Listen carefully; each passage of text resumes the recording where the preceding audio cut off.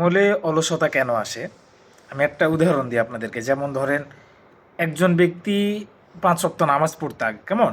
তো হঠাৎ শয়তানের ধোঁকায় বা মনের ওয়াসওয়াসায় সে যখন নামাজ ওয়াক্ত কমিয়ে দেয় বা নামাজ কম পড়ে, তারপর কোরআন শরীফ একজন কেউ সারাদিনে পড়তে এক পারা, এখন সে ২-৩ পৃষ্ঠা পড়ে বা পড়েও না সারাদিনে।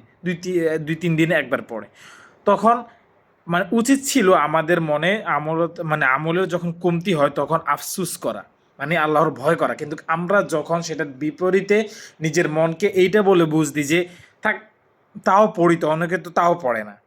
বা আপনি ২-৩ দিনে একদিন কোরআন শরীফ পড়েন, এখন বলেন যে কি, আমি তো তাও পড়ি, আমি তো তাও এক সূরা পড়ি, আমি তো তাও এক সূরা পারি, অনেকে তো তাও পারে না। এই যে অনেকের কথা বইলা বা এভাবে বলে বলে যে আমরা নিজেদেরকে সান্ত্বনা দিই, এইটাই হচ্ছে মেইন কারণ যে আপনার আমলের প্রতি অলসতা আসে এবং ধীরে ধীরে আপনার ভিতর থেকে আমলের স্বাদ আল্লাহ তাআলা উঠিয়ে নিয়ে যায়।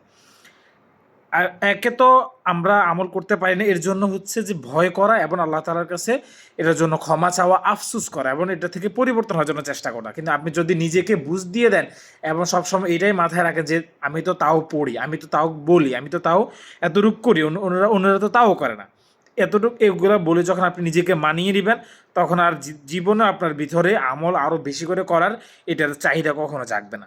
এই কারণে নিজেকে কখনো মানানোর চেষ্টা করবেন না, আমলের ক্ষেত্রে সবসময় পরিবর্তন করবেন এবং নিজেকে যত বেশি আমলের দিকে ধাবিত করতে পারবেন ততই ভালো।